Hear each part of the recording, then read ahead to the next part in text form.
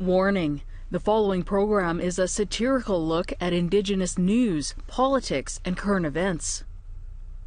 Long pantses is advised.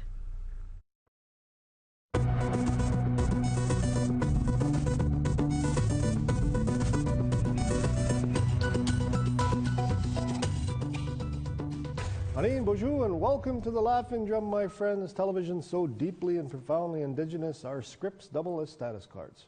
I am your host, Tim Fontaine, and I am here with the Red Power panel who are ready to go. Lots of stuff to talk about this week, and this week the Red Power panel is a comic whose mustache has experienced more than a lesser man's entire body, Sasha Mark. The Ojibwe Elvis of Ojibwe Elvis is Sherry the Big Bear Barrett. And the crazy horse of Indigenous comics, Alyssa Black Wolf Kickson. Welcome to you all. All right. We begin in racist flag news. The town of Kellyher, Saskatchewan, found itself in the center of a media firestorm when a man flew Nazi and Confederate flags on his house, or as the media likes to call them, controversial flags. The RCMP leapt into action and politely asked him to take it down, please, whenever it stops raining or when it's convenient for you, please. So a First Nations man took the matter into his own hands and snatched the flags and burned them, posting the video to Facebook. Then the RCMP leapt into action again and announced that they are now investigating that incident. Now, as far as we know, the First Nations man hasn't been charged, but Red Power panel, what are your first thoughts on this story? On my end, I'm kind of upset. You know, he did take down those flags, and he did burn them, and he didn't put up a rainbow flag, an Indigenous flag, as a protest. That would have been so perfect if he just did that, you know? I got you. Jerry, what did you think when you saw this? Well, as you know, I'm the elder on the, on the panel. My father, my adopted father, fought in World War II. He actually chased Hitler's ass across Europe and was shot. Wow. But he survived, and he took great pride in showing people where he was shot. So he would not stand for a Nazi flag flying in his neighborhood, neck of the woods. And to respect our veterans, of course, I certainly wouldn't either. Yeah. Would I climb up? The only pole I've ever climbed is a stripper's pole, and they called the police on me at that time, too. But anyway, would I climb up a flag pole and take it down? I'd like to say I would, because it hasn't happened in my neck of the woods yet. But I think I would leave it to the to the other guy. This guy, I call him up. He's a superhero. I don't want to get shot. Just flies in. Because they would. Because this guy could shoot you too, right? Because you're on his private property. You're destroying property, and thank God it was raining and the guy was in the house, because otherwise he'd probably come out with an Uzi or something. He was afraid of the rain. Melissa, what did you think of this? Do I even have to think about this? Because honestly, in this day and age, that is that's where the controversy is the fact that a First Nations man went and took them down. No. They shouldn't have been up in the first place. Yes. We're in Canada. The Nazi flag nor the Confederate flag has any place here. And then also this weekend in Edmonton, there was a truck caught driving around with the Confederate flags in the back. And I'm just like, you forgot your pillowcases, guys. Like, you know, might as well just go like the full 9 miles. Just put on, yeah. So my thoughts are, good on that guy for taking them down. I would have taken a big old dump in the yard. I wouldn't have burned the flags. I would have just taken a big dump. Well, would it have made a difference if it was a white guy that climbed the flagpole and took down the flag? But because it's a First Nations guy. I don't know. I mean, is that the story, like, or is the story? Would he be a hero? You know? Yeah, would he be a hero? Good point. Yeah. Yeah. I mean, it's hard to say. I mean, there were a lot of interesting things, and I think we should talk about how the media covered this, because they didn't initially. I think they have since named the guy who flew the flag, but initially he was just some guy. And the way they framed it was like, he's a 35-year-old guy who never grew up, and everybody knows this and whatever. But nobody seemed to go and talk to his neighbors. Nobody talked to people in the town, at least not in the online or in articles. I found out later that some of the TV shows actually did. They went and talked to a lot of the neighbors, and the people in the town were really upset about this as well. But I mean, if you didn't know that, if you didn't see the TV show and you only went by the online story, it does seem very skewed in this guy's. It protects the guy who flew the flag. It outs the guy that climbed up and did it, right? Well, because they named him right away. Yeah, like immediately the guy was named, yeah. Yeah. But it's not against the law to fly a flag. Well, that's the gray area. That's the gray area because there was a First Nations man, again in Saskatchewan, who was charged with inciting hate for talking about Nazis. First Nations leader, this was a while back, and he was prosecuted for that. Now, there were people, I've seen people online saying, well, if you are displaying hate, then that is against the law. You know, so it's all of these things, right? But I mean, nobody pursued that at all. Well, I think it happened so quickly, though. I think the flag went up on Thursday, and then this guy came in and took it down and burned it. And he put it on Facebook, I guess it was. It's like, and you see him on Facebook. He and his buddies got the flag out there, and it looks like it's covered in lighter fluid. And then they set it on fire and watched it burn with delight. You know, and so I would have done it anonymously. I think, well, he named himself. Yeah, I guess that's how he outed himself. Yeah, but I don't think anybody really knows, other than the people who know him, what this guy looks like, this Caleb. But it was the same way that nobody knows, other than, I guess now we know who the flag flyer is. But you know, at the time we didn't, right? So. And I think it's the Attorney General of Saskatchewan that has to be able to prosecute. Yeah, it has to go right up to the Attorney General. Yeah. So it can't be like the town sheriff. Whatever they are. Well, it's the RCMP. I mean, the RCMP.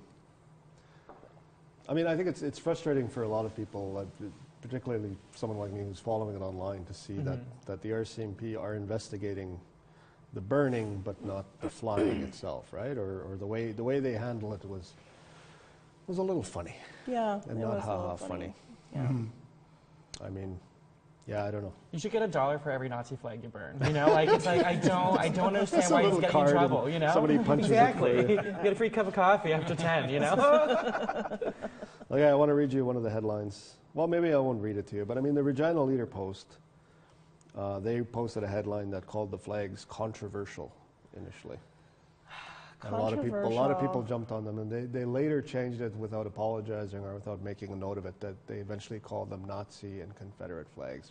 But for the better part of a weekend, they were up as controversial flags. And they also had this paragraph in the article, quote, while the swastika is a symbol with many styles and meanings, it was used as the emblem for the German Nazi Party and is commonly seen to represent racial supremacism.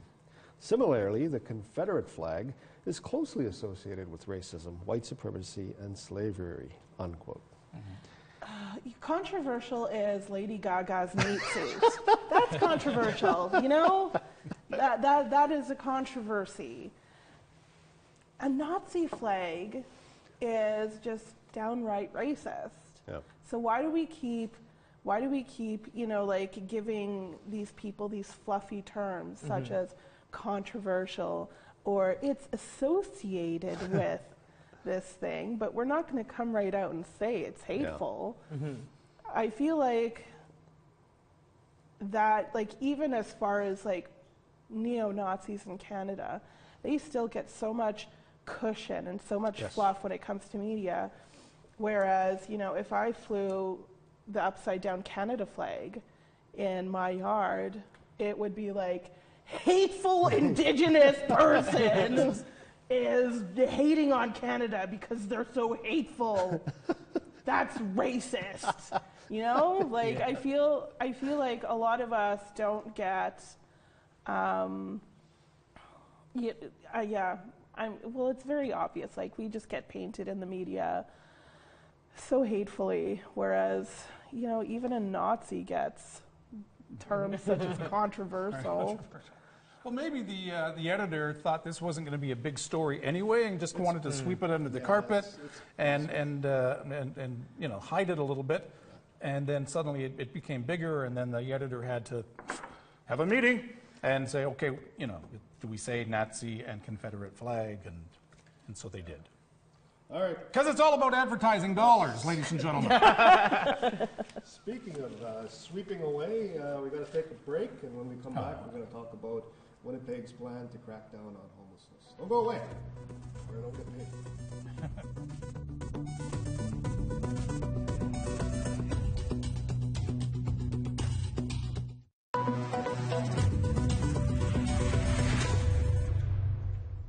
welcome back to The Laughing Drum, my friends. Television so Indigenous, land acknowledgements, acknowledge us. I am here with TV's nichiest team of pundits, the Red Power panel, and we are ready to move on to our second topic of the night. A plan to dismantle homeless camps in Winnipeg has come under fire. The city announced that it's looking for a company or people to dismantle camps set up by homeless people across the city, and also to clean up any drug paraphernalia, things like syringes and whatnot. But that has people saying the city is cracking down on homelessness itself by simply sweeping away the homeless. Keep in mind that many of the city's Indigenous population, homeless population are Indigenous folks. Red Power panel, what do you make of this story? Here's what I make of the story, is that the city, like any other city, just does not care about homeless people. Mm-hmm. And if you wanted to crack down on homelessness, you would actually take homelessness and look at the issue. What is the issue? These people don't have homes, so how about we work on housing? Instead of taking down all the camps, where do you plan on relocating these people? Where do you plan on, how do you plan on working around this issue and not just taking away what shelters they do have? Mm-hmm. That's what I take. Jerry? Well, I'm a Canadian entertainer, Canadian comedian, so I'm this far from being homeless myself at this point. I need gigs, people, gigs! But this hurts all of us. that aside, it's horrible that they just want to crash their camps and disperse the people to other parts of the city. There are other ways to look at it. First of all, I thought, well, you can consult. Who the hell are we going to consult with, Big Bear? You know what? Why not the homeless? What do they need? Have a consultation with some of the homeless people and find out what their needs are and go from there. Then I researched it a bit, and Winnipeg is not the biggest population of homeless people in Canada. Vancouver is. Oh. What did Vancouver do? I researched that. They actually built modular housing for the homeless and also some social housing as well. And it costs a lot of money, Big Bear. What do? You know what BC did? Well, Vancouver, they shared the expense with the province. So there you go. It's a provincial problem because a lot of the people that are homeless that come to the city are from outside of Winnipeg. So it's a provincial problem. So there you go. Is it a provincial problem? No, it's a national problem. And so I think the federal government should get involved and then look at all this, and then we share the expenses there. It's okay. It's okay. Oh. It's okay. Sasha, I want you to top that. I can't. I think it's very important to have people clean up the needles. I think that is very important. Yes. I do think that issue itself could be helped in the sense of having safe injection sites, having more resources to store away needles, because there isn't very many places that are accessible to people to put away their needles after they're done using them. Or they can throw them in the garbage, but that's not where they're supposed to go. Also, how can you take more things from people who have almost nothing by taking away their means of having a roof over their head? And that's a problem. I think that if they had an actual plan to move people forward into housing, then that's something that can be talked about. What are you going to do? Just dismantle it and just good luck, Charlie. I don't know what that. It doesn't sound thought out. No, because they're just going to pop up somewhere else in the city. Yeah. So you have to. Pardon me. Settle down. Excuse me. We're all right. It's okay. Don't worry about it. The thing is, I'm diabetic, and I know that a lot of us are diabetic. And here's the thing with needles is sometimes, and I have a roof over my head at the end of the day. Sometimes when I'm done with injecting my own insulin, I don't dispose of the needle properly. So if I'm homeless out on a darkened lawn somewhere beside a church, and I have to shoot up, I'm not sure what they're shooting up with, but they're not really going to take care to make sure that the needles are properly disposed of. I mean, I don't, and I'm in the bear cave. But if we had a safe injection site, That wouldn't be a problem now, would it? I think we do have safe injection sites in Winnipeg, except the homeless, get this, move around. Huh? Well, there you go. Well, because they want to have safe injection sites in some other areas of the city where people are protesting it because, you know, they don't want it to ruin their neighborhoods. But I think a lot of them forget that they're on Treaty 1 territory, so they really have no say, do they? But I don't think it's up. Some people were saying, let the Bear Clan step up and they can help, because they picked up like 47,000 needles Yes. last Which year. they do anyway. And that's great, and yeah, I applaud them, and Yes. God bless them. But it's not up to them. Yeah. You know, yes, they're out there patrolling the streets and keeping our neighborhoods as safe as they can, but it should be a municipal problem, like a municipal solution. So not just the Bear Clan, but other, dare I say, the Winnipeg Cadets. What are they doing? I see them driving around in these cars all the time, but that's all I see them doing, and directing traffic at concerts. Cher's in town tonight. But anyway, they should be involved as well. So, I mean, there's, like, I think the city is saying this is a safety issue, but I think a lot of people are wondering if this is just an image problem. If people Is just it a safety issue? Like a safety issue for who? For non-homeless people, or is it a safety issue for actual homeless people? Because if we're going to say that this is a safety issue, then yes, it is. That is a safety issue. These people don't have homes. Yeah. They are sleeping out in the streets in these makeshift shelters. That is not safe. When I go home, I have a roof over my head. I sleep in a bed. I have access to clean water, and food. Like, I have all these things. It's not a safety issue for me. I'm not bothered by these people. This is a safety issue for them. They're still people. They just don't have homes. They are without shelter. So I hope when, the city and the province are saying that this is a safety issue, I hope they're taking into consideration the actual lack of safety these people do have. Is this Brian Bowman who's starting this? Is this Well, him? it is the city. Yeah? It is the city. So, I mean, it's a city. He's part it's a Métis, though. city Why would he do initiative. this? He only brings it up during election season, but like he's. Does he walk among the homeless? I mean, I would if I was running for mayor. If I was mayor, like the Bear Clan, they've taken so many. I want to say politicians with them on their nighttime patrols around the neighborhood. And some national leaders have come through and really looked at the problem that Winnipeg has and said, thank goodness for the Bear Clan for doing this. Yeah. All right, let's solve this problem ourselves. Oh. If you could open any building or property in Winnipeg and make it a shelter for the homeless, which building would it be? I have an answer for that immediately. The legislative building, yes. Yes. Jerry? Probably City Hall. Yeah. Sasha? Palomino Club. Palomino It's a Club. local Me, name. yes. We've got to take a short commercial break, but when we come back, the Red Power panel will weigh in on our third and final topic of the night. Don't go away.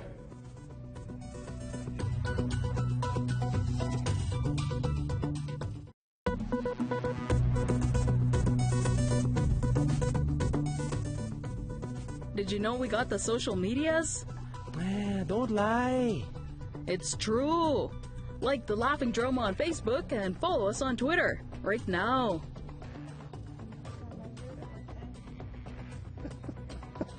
Welcome back to the Laughing Drum.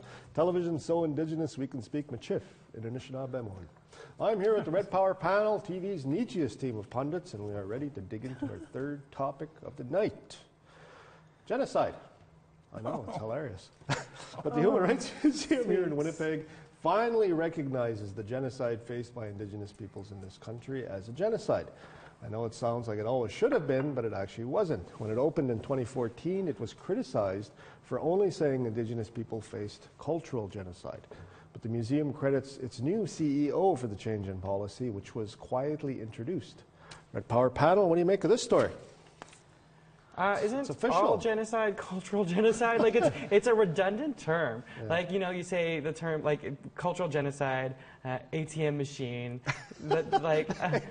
PIN number. Like those are redundant terms. Funny Jerry, that's redundant. See, not so funny Tim, redundant. Those are redundant terms. So and I think people need to like realize like what the definition of like genocide encompasses. It doesn't just encompass you know, the murdering of a collective people, which did happen, but it also works with like assault, physical harm. It works with stealing people away. Like those are attributes into what genocide is and the definition of what genocide is. So if people want to come for that, just look at the UN definition of what genocide is before you start defining it yourself. You know. But they didn't. I mean, for the longest time, they didn't. They just I think they said what they were going by was what the government of the day did. And so the government of the day apparently didn't. Was it Brian Hallister? Like, it was like, no, well, the federal government. You know, this would have been. Well, I'm boycotting the Museum of Human Rights here in Winnipeg. I haven't. Human rights. I haven't been there, and I know it's free admission for Indigenous peoples. Just show your status card and come right in, see the horrors of the world, the horrors of your own world. And so, because it's I'm psychic. And I'm affected by the spirit world, I don't need to walk into one of the saddest places on the planet. I don't know what the hell it would do to my spirit, but it would probably crush me. So the fact that it's about genocide now you're talking. Now you're talking my, you know, it's just too sad of a place for me to go. And I've watched too much Game of Thrones, and I wish a dragon would appear out of the sky, come down, and torch it to ashes. Why would you want to pay admission to come see what happened to our Indigenous people and all the horrors of the world? Step right up, people. Step right up. Buy a ticket, see the horrors. No, you're going to top that, Alyssa. You know, what I find so completely funny about this and how much of a hard time they had calling it what it is, a genocide, is that they waited for another white person to be like, actually, you know what? It actually is a genocide, just FYI. They didn't want to be, you know, sort of like found out. Like, they didn't want people to be like, I told you so. Yeah.